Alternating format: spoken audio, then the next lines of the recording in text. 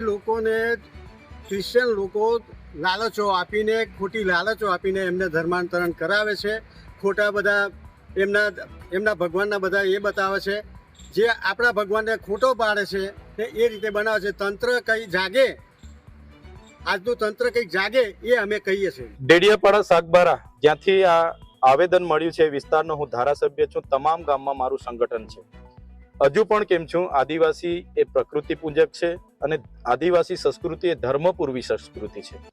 એટલે ભલે આદિવાસી કોઈ પણ ધર્મમાં ગયો હશે, પણ એ મૂળ આદિવાસી છે ને મૂળ આદિવાસી તરીકે મળતો નથી.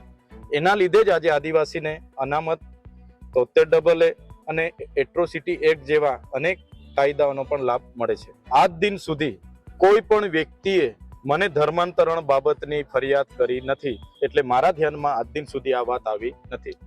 ધર્માંતરણ કરવા બાબતની એક પ્રોસિજર છે અને એ પ્રોસિજર ફોલો કર્યા બાદ કોઈ વ્યક્તિ ધર્મ બદલી શકે છે.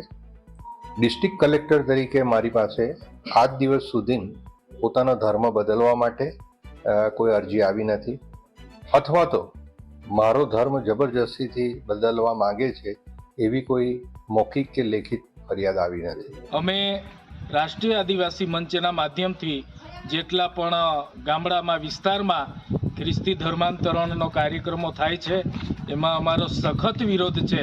અને તંત્રને પણ અમે વિનંતી કરી છે કે જો આ કાર્યક્રમો માટે પરવાનગી આપવામાં આવશે અને કાર્યક્રમોને અટકાવવામાં ન આવશે તો અમે ખૂબ મોટું આંદોલન કરીશું, જેની જવાબદારી તંત્રની રહેશે એવી અમે માંગ કરી છે.